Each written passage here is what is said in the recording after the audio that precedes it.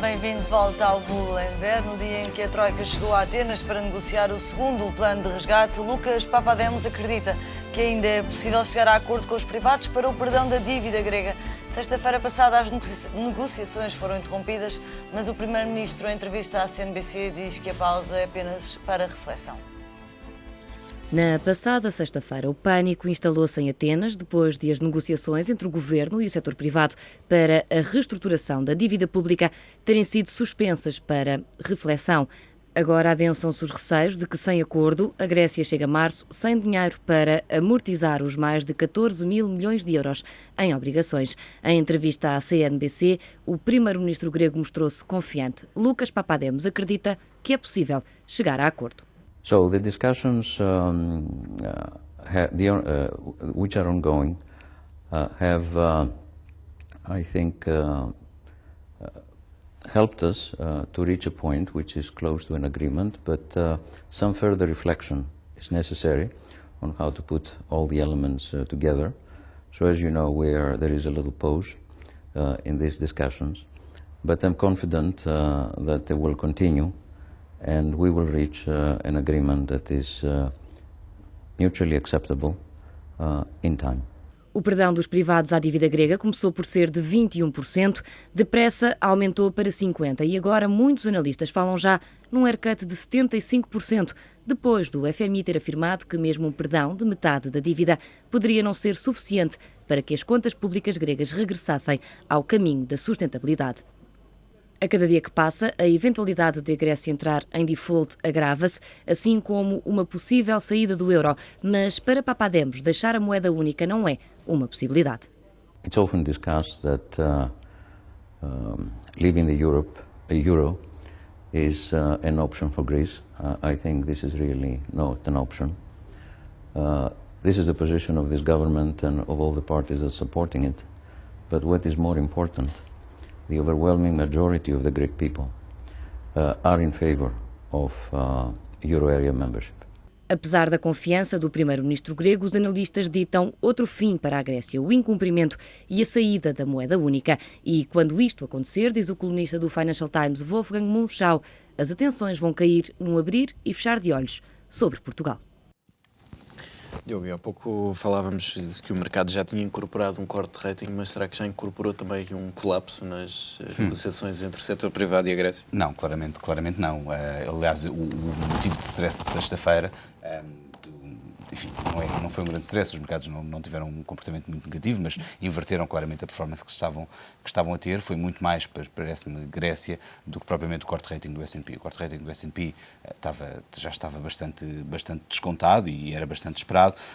A situação na Grécia continua sem uma solução clara e com muitos problemas que podem vir a surgir. E os problemas surgem de vários lados, nomeadamente no facto de a parte bancária estar aparentemente bastante disposta a assinar o acordo, mas existirem investidores que não são propriamente bancos que estão a dificultar o acordo, no sentido de obterem, obviamente, mais ganhos na negociação e portanto, isto está a ficar um pouco mais complexo. Ainda por cima, no sentido em que do lado de quem está a negociar o corte, do lado das instituições europeias e da Grécia, não há propriamente muita força aqui no meio. Há uma emissão de bonds que matura em março, muito significativa, que vai ter que ser paga ou existe efetivamente aqui um incumprimento. Sabemos à partida que sem o acordo não vai haver o segundo pacote de apoio à Grécia, isso já foi dito por vários responsáveis europeus, pelo menos é essa a indicação, e portanto o relógio de clock is ticking, não é como se costuma dizer, e o tempo está a andar obviamente a favor de quem são os investidores privados e não de quem tem que ter o problema resolvido até à altura. A insistência enorme em que não seja criado aqui um evento de crédito, e eu percebo que um evento de crédito seja algo de preocupante e parece-me que isso é mau, acaba por tornar muito complexas estas negociações, porque insistimos em que seja voluntário por parte... Estamos aqui mais no campo legal do não, que... É obrigatório que seja voluntário por parte dos investidores privados. Mas quem é que voluntariamente aceita um corte e agora se fala de 75%? Para ser voluntário, obviamente, à mesa, quem tem a força à mesa de negociação são os investidores privados, senão dizem que não é voluntário, não é? E, portanto, isto começa a tornar-se aqui relativamente complexo. Vai ser preciso um corte grande. Parte significativa neste momento da dívida da Grécia já é a dívida pública das instituições europeias, digamos assim, dos pacotes de ajuda que têm senioridade e, portanto, não vão ser afetados por este corte. Para que o corte tenha um impacto significativo no peso de endividamento da economia grega, é preciso que o haircut seja superior a 50%. Por esta altura, acho que essas contas são relativamente simples de fazer, mas parece que nem com os 50% neste momento a coisa está muito fácil de fazer. E, portanto, há aqui um tema que terá que ser resolvido durante os próximos dias, certamente até à Cimeira Europeia no final de janeiro, e que é efetivamente uma bomba relógio para os mercados, porque enquanto conseguimos que as yields, pelo menos de curto prazo, viessem significativamente para baixo, e isso foi uma vitória, creio eu, dos vários responsáveis europeus, era bom que isto se conseguisse manter durante algum tempo, à medida que vamos conseguindo resolver os problemas nos diversos países. É comprar tempo para tomar as medidas que estão anunciadas. Agora, sem acordo entre privados e a reestruturação da dívida grega, parece-me que esse tempo se vai esgotar rapidamente. Duarte, cenários que nesta altura para ti estão em cima da mesa. Chega-se a acordo, não vai haver acordo, há default da Grécia? Com que cenário é que a Jim Marcos nesta altura, em que cenário é que está a apostar mais? Não, eu acho que vamos ter algum tipo de acordo, sinceramente. Concordamos em não concordar, por exemplo?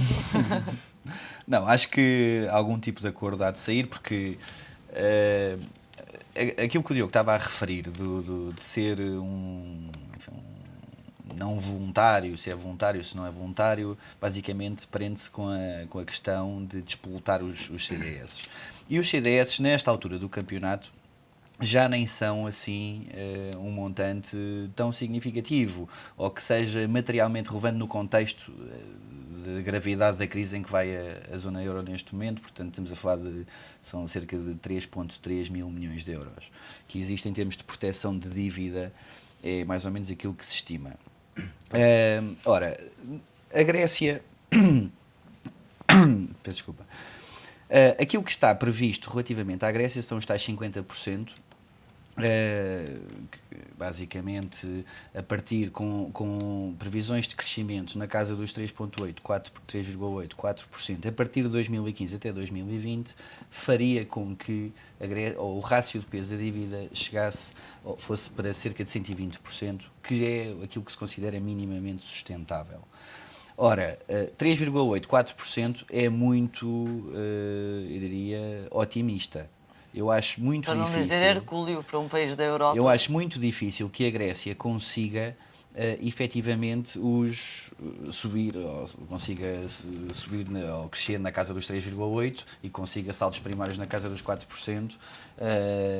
E se as coisas não correrem por aí, então 50% é completamente impossível, um haircut de 50%. Há aqui outro aspecto que eu gostava também de referir aqui, que é, enfim, ainda hoje por acaso escrevemos essa questão na nossa newsletter, que se prende com um movimento que temos vindo a assistir, especialmente desde o verão, que é compras de hedge funds de dívida grega a preços baratíssimos, não é? Porque as obrigações gregas estão a preços muitíssimo baixos. E estamos a falar de hedge funds que basicamente acabaram por comprar, ou enfim, têm acesso a grandes pools de dinheiro e, portanto, conseguiram constituir posições que podem bloquear as negociações. Okay? E, portanto, esta dinâmica que nós temos vindo a assistir, do nosso ponto de vista, é capaz de vir a complicar ainda mais as negociações e a chegada a um acordo. Outro aspecto que me parece que também é capaz de complicar as negociações é o envolvimento ou não do Banco Central Europeu.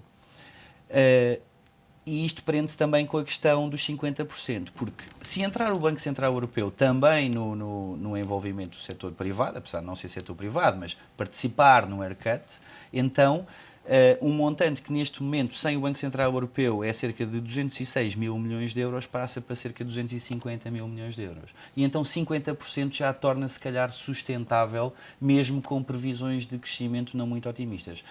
E a entrada do Banco Central Europeu faz com que a participação, ou a taxa de participação dos restantes credores seja mais facilitada, porque envia uma mensagem de que, de facto, o banco está comprometido com a resolução da situação e que, sobretudo, reforça a mensagem dos líderes europeus de que a Grécia é um one case only. Portanto, é o único país em que nós vamos assistir a uma reestruturação e a um default.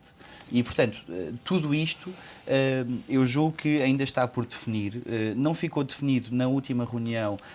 O Sr. Draghi não disse de uma forma, não foi tão rigoroso ou tão agressivo como era o Sr. Trichet a dizer que o Banco Central Europeu não ia participar e tal. Portanto, nós não podemos excluir neste ponto a participação do Banco Central Europeu. Julgo que é difícil, mas transmitiria uma boa mensagem ao mercado.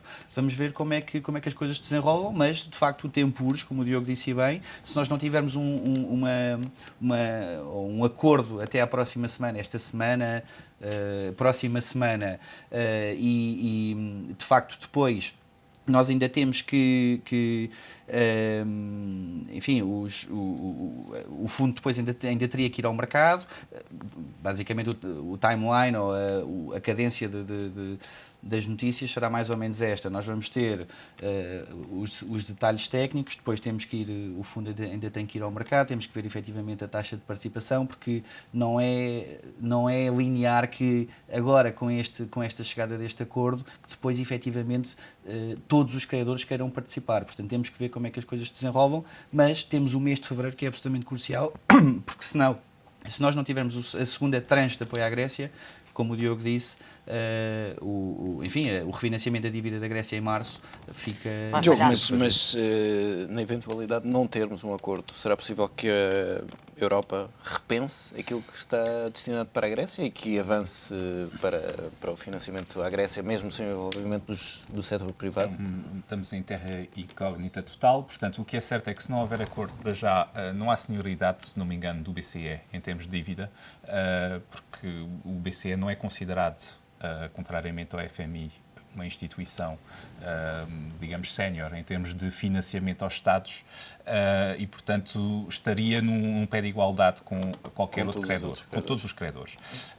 Por outro lado, se não houver acordo, em termos de o que é que se irá passar a nível da Europa, é tudo possível.